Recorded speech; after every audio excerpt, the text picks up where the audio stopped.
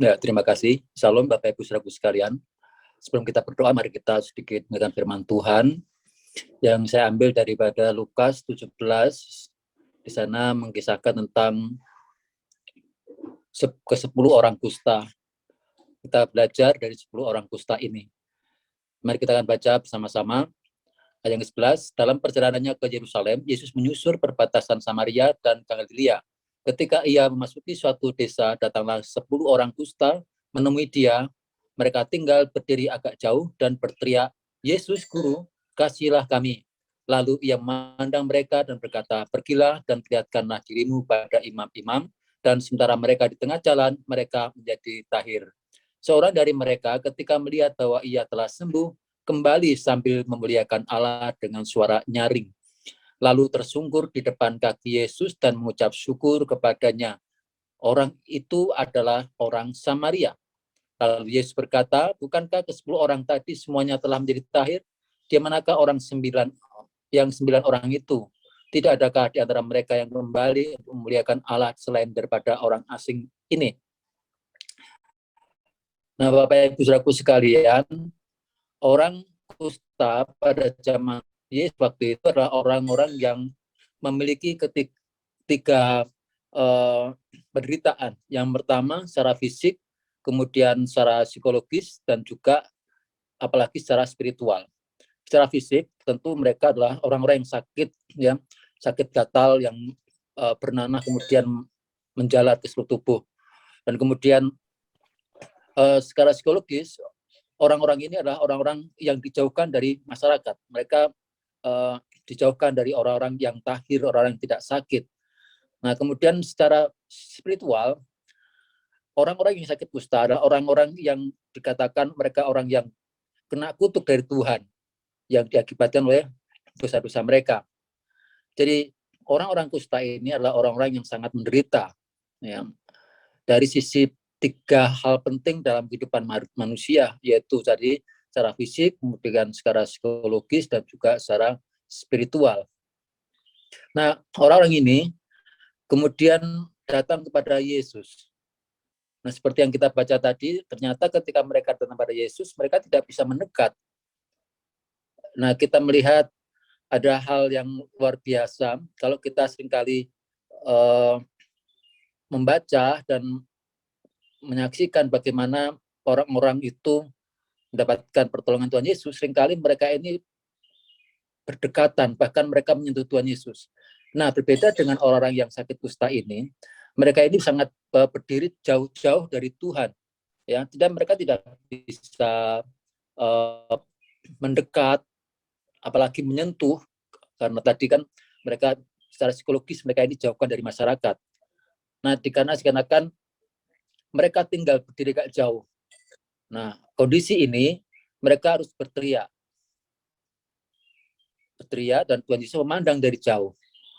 Mereka tidak bisa mendekat. Mereka hanya percaya bahwa Yesus itu sanggup juga untuk menolong mereka. Nah, dari 10 orang ini, salah satunya adalah orang Samaria. Kita tahu orang Samaria itu orang yang terpisah dari kawanan orang-orang Israel, sekalipun mereka ada keturunan Israelnya, karena orang Israel berkawin dengan bangsa lain.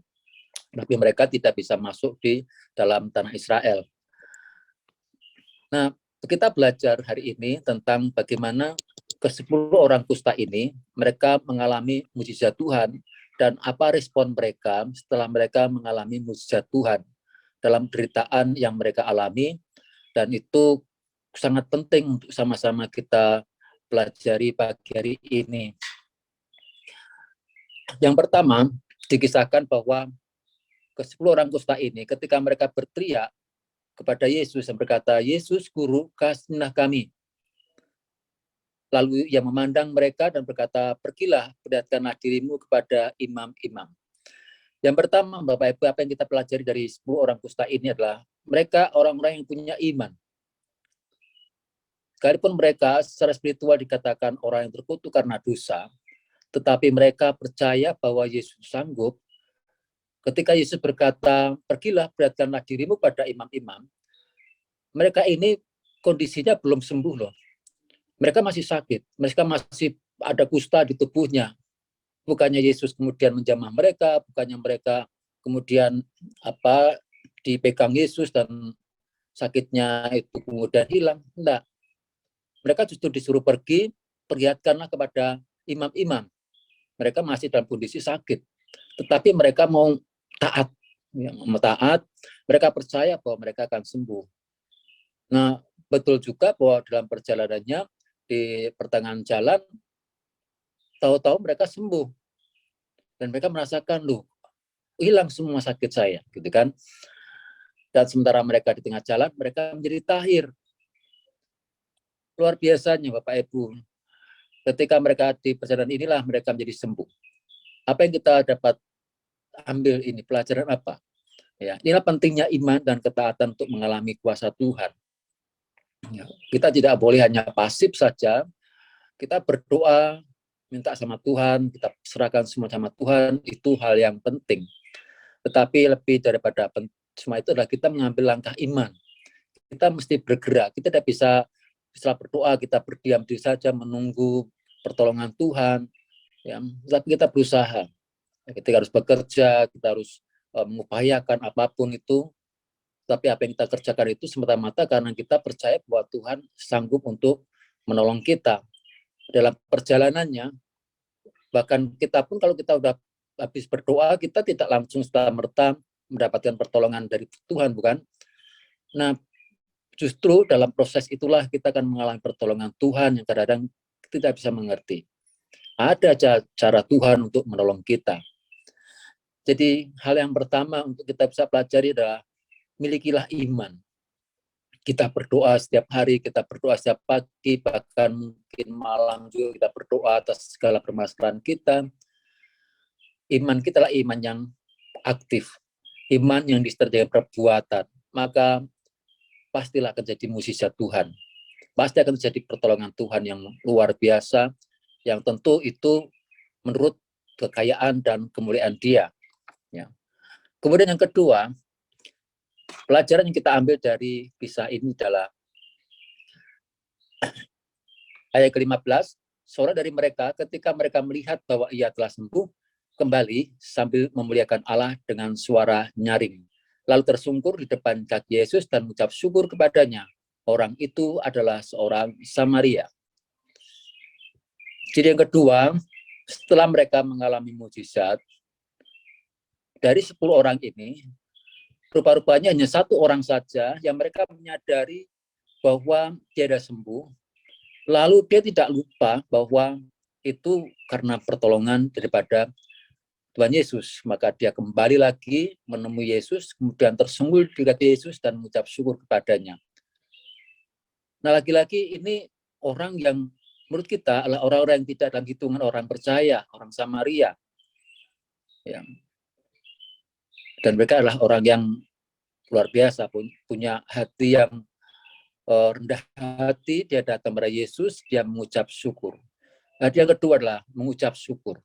Setelah kita mengalami iman, iman bisa perbuatan, kemudian menghasilkan satu hasil mukjizat, pertolongan, dan tidak lupa untuk tetap mengucap syukur. Ya. Berterima kasih atas apa yang sudah dialami dan diperbuat orang kepada kita. Nah, sementara yang 9 itu melupakan, tetapi satu orang ini kemudian datang pada Yesus dan mengucap syukur, berterima kasih. Nah, Bapak Ibu, ini mengajarkan pada kita betapa pentingnya ucapan syukur pada Tuhan atas segala pertolongan dalam hidup kita. Tidak hanya waktu pertama kali ketika kita ini berdoa, kemudian kita mohon kepada Tuhan, ya, bahkan seringkali ketika kita berdoa, Tuhan seolah sebagai orang yang memberikan stempel, mengiyakan apa yang kita minta. Tapi yang lebih penting lagi adalah ketika kita diberi pertolongan Tuhan, bahkan sekalipun kita tidak diberi pertolongan dari Tuhan pada waktunya menurut ukuran kita, tentu kita harus mengucap syukur kepada Tuhan senantiasa. Ya. Nah, dua hal inilah yang dapat kita pelajari dari kisah 10 orang kusta ini yang datang pada Yesus. Sekali lagi, mereka adalah orang-orang yang sangat terpinggirkan, orang-orang yang dikatakan orang terkutuk, orang yang tidak punya tempat di tempat umum. Tetapi Yesus itu peduli pada mereka. Yesus memberikan satu pertolongan, mujizat yang luar biasa, sehingga mereka mengalami mujizat Tuhan juga. Ya. Yang pertama, milikilah iman, kemudian ucap syukur pada Tuhan atas segala apa yang Tuhan sudah berikan. Karena iman adalah pintu bagi mujizat Tuhan, dan ucapan syukur adalah respon kita atas mujizat tersebut. Mari Bapak Ibu Saudara sekalian, jangan lupakan dua hal ini penting, hal yang sederhana bagi kita mungkin. Tetapi jika kita lupakan ini, maka kita tidak akan mengalami apapun dari Tuhan. Bila ini semua akan mendasari semua apa yang kita lakukan sepanjang hari ini, tetap mengucap syukur kepada Tuhan dalam segala hal. Dalam situasi apapun, tetaplah mengucap syukur kepada Tuhan. Amin.